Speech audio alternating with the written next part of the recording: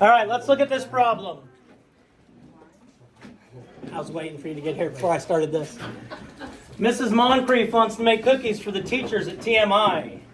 The recipe calls for blank cups of flour for one batch of cookies. She wants to make blank batches of cookies so Mr. McMurdo, her favorite teacher, can have some. All right, so you can't use words, obviously, but I want to know in a sentence how you would solve this problem. We obviously can't use the numbers. Mello, got an idea? Oh, got you with your mouth full. Keith? Evan? I think you would multiply the number of cups of flour by the number of batches. Okay. Number of cups by number of multiplied by number of batches.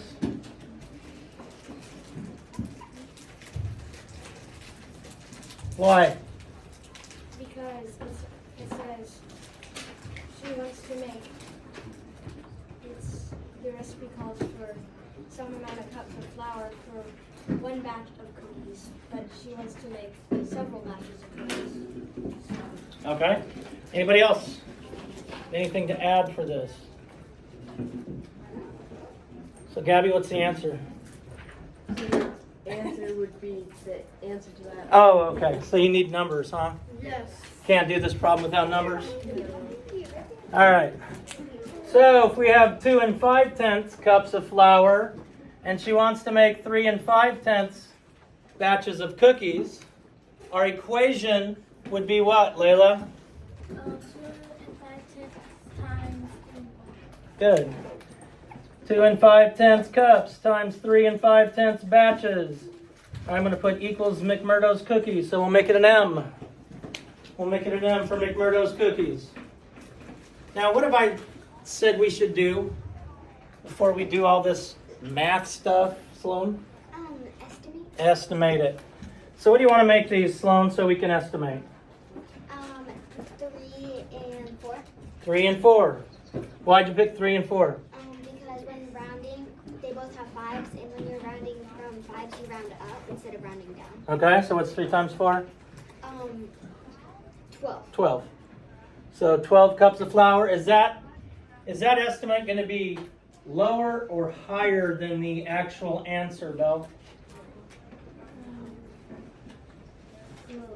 Why?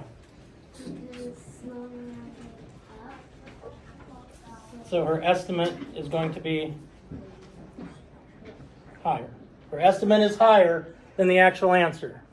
Now, you still have your mouth full or kind of calling you now? Okay. I have said numerous times when multiplying with decimals, what do we do? Do you remember, Mello? Okay, we obviously have to multiply these because that's what Evan told us. So we're going to multiply these two, but I'm not going to write it 2 5/10 times 3 5/10. What am I going to do? You can take away the decimals. Good. So when I do the math, I'm going to take out the decimal points. So I have 35 times 25. Now, I'm taking out the decimal points because y'all get it all cattywampus when you leave them in there. So, all right, class. All right, let's do this. 5 1s times 5 is 25. So that means 5 1s and 2 10s. 5 1s times 3 10s is plus 2 more. So I have 7 10s and 100. Nobody wants to carry around that many 10s. Now we're moving to the 10s place here. That's the reason the 0 goes there, because we're starting in the 10s. So 5 times 2 10s is 10. Well, I don't want to carry around 10 10s. I'm going to change it to 100. So 2 times 3, 6. Plus 1. Plus 1, why? I'm asking, plus 1, why? Because you carry the 10 above. Because 7. Okay. All right, we good with this? 8.75. You all fine with this? Yeah. Because I'm not doing the math, I'm writing what you say. 5, 7, so we have 875. Now, Sloan, what was your estimate again? 12. 12. If I put my decimal point here in front of the 8, is that close to my decimal? No, that's less than 1, right? If I put it here, is that, okay? If I put it here, it's 87. No. If I put it here, it's 875. So we believe that's probably where it's at. We can come back and look at our problem. In our problem, there are 2 numbers behind the decimal point. So there would be 2 numbers behind the decimal point in our answer.